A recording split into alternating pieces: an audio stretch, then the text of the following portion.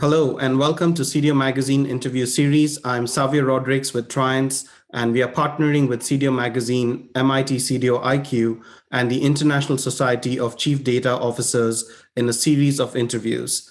I have the pleasure of speaking again with Bruno Pereira, former Director of Data, Product, and Strategy at Foxtel Group. Thanks again for speaking with me, Bruno. Always a pleasure to be with you, Savio, and your audience. Appreciate that. Let's talk about the $1 million question that can mean success or failure for an enterprise data organization. How do we successfully align data and business strategies? Are there habits or tactics that you have adopted or developed to deliver outstanding value and results to the business, especially in alignment with mission critical initiatives?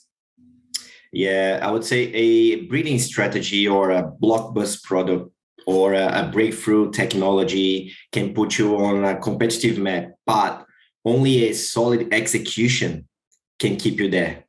So execution, hard work, transparency, and of course, strong deliveries have been the items that kept me helping me to have the business on board with my ideas.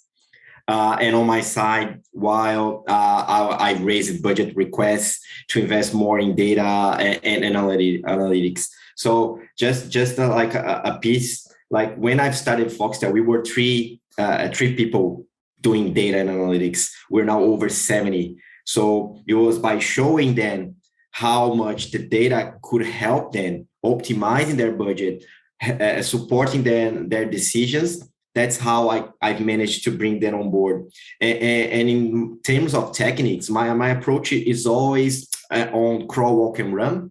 So step by step, and we are managing to showcase examples and results that the business can achieve by using the data and analytics.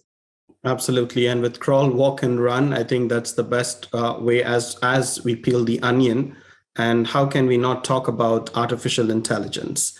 There are some serious concerns that if organizations fail to scale their AI initiatives today, they may not be relevant tomorrow. However, the vast majority are still struggling to use AI effectively and at scale. Do you think this is mainly due to a lack of alignment between business and IT, a lack of technical knowledge, or is it something entirely different? Great question. I would say it's a lack of knowledge and belief. And I believe that for a good part of our business leaders. And on top of that, it's important that that chair that I mentioned in our first catch up, the CDO person reporting to the CEO, that guy that should be presenting a good rationale why the company should invest more on data and analytics. I also think that as like data lovers, we need to improve much in our daily meetings on how to sell and showcase the importance and the value of the data and technologies available, and present how they can help the company to make more money and optimize investment available. I tend to say like the data people, we are like kind of more shy, keep always love to work with our earpods and keep coding, etc. But that's why and senior leaders, we have to stand up, show the value, open us up a little bit more to the business and explain how it works and how we can make more money, try to be the data sellers, and definitely we can achieve a lot with that. But coming back to the beginning, if we cannot explain simple things, how could we explain artificial intelligence? So step by step and take them through the tour until we get there. Yeah, I like the term data lovers. I think that's so keen and in bringing the transparency and visibility and making the value of data known or seen is so important. I always like to hear how others stay current with latest innovations and offerings, especially regarding cloud data providers and analytics platforms. Could you tell us what excites you about the future of data and analytics and what types of innovations are catching your eye?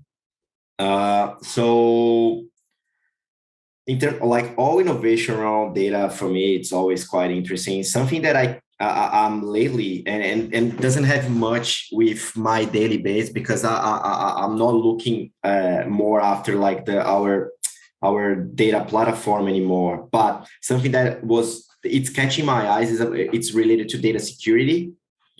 So, and especially in the world that we're living right now, it's quite important that every company knows how to manage the data, doesn't let that data leak, right? I'm not only talking about password and account numbers, et cetera, but pretty much everything. We're living in a digital world at the moment. So, and all the innovations that I've seen happening, like in the data security space, I'm finding quite interesting, and how smart these guys developing that. What else? I think like the whole data discovery, visualization tools, especially related to natural language.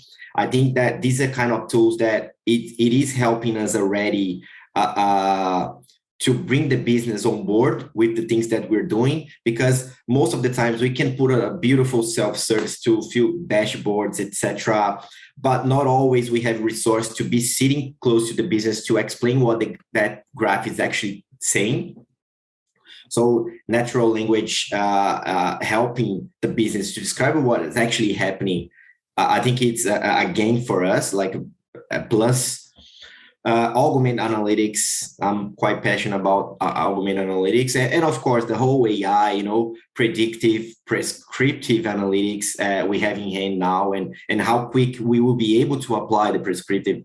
I think that's the points that I would call out. Sure, Bruno, and I'm thinking maybe since we have a few minutes, I was wondering if you could give us an example of an application of AI in media that you believe may revolutionize the industry.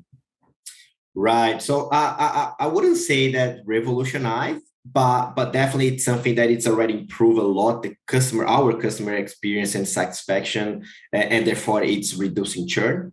So there is something that we're calling here addressability, and the whole data knowledge we have about we have to conduct relevant advertising to our customers, or even just to not send any ads to these customers. So by knowing our customers, we know that if you like to watch ads, or if you try to skip the ads, or if you record something to watch later just because you want to skip the ads. We found out here at Foxtel that we have mainly 3 different clusters of customers. The ones that they don't mind to watching ads. We have those ones that they don't want to edge any advertisement at all. And we do have a few ones that, which is not a few actually, we have a quite good chunk that they don't mind watching advertisement, only if it's relevant to what they're actually looking after. And with all this data coming from all over the place, our customer centric, of course, the viewing data that we have, social medias, etc., it's been helping us, to create this hybrid solution, whereas customers, they like to watch ads. It's great for us. The ones that they don't, we're not going to bother them. And these ones that they want to watch something relevant, these are the ones that we can get even more relevant stuff to them. They would be happier, increase their experience, and we're, of course, revenue to this company. So I feel like it's a win-win game. Well, thank you for sharing that, and absolutely having something on win-win on both ends always helps. We're almost out of time, but I want to end on the topic of talent and your approach to management. As a leader, can you talk about the importance you place on aligning teams and the best way to achieve organizational alignment? Right. So data can be powerful instrument when we properly and throughout analyze it. So using the predictions of intensive like analysis leading to meaningful changes is extremely rewarding, right? So more important than this, like are the people that actually make this happen. It's the team, right? So by having an organization alignment, we all should benefit from increased productivity, improved communication, higher employee engagement and retention, fast decision-making, increased agility to respond to external forces. So I guess the way that I like to manage the team, it's pretty much showcase them and showcase their work. I tend to bring them to every single meeting, not only with like the board of this company, but from the internally to the CEO. I want them to showcase their jobs, and of course improve everything, bring them through a career development that is going to take them to be one day, why not, like the chief data officer. No, it's so important to bring them to the table, and it's so important to have that transparency as well, which keeps them involved and their skin in the game, too. So thank you for sharing that to our audience and to all of us. And well, that's all about the time we have. So I'd like to thank my guest, Bruno Pereira, former Director of Data, Product and Strategy at Foxtel Group. Thanks so much for your time, Bruno. Please visit cdomagazine.tech for additional interviews. Thank you, Savio. Thank you, CDO Magazine. Always a pleasure to be with you.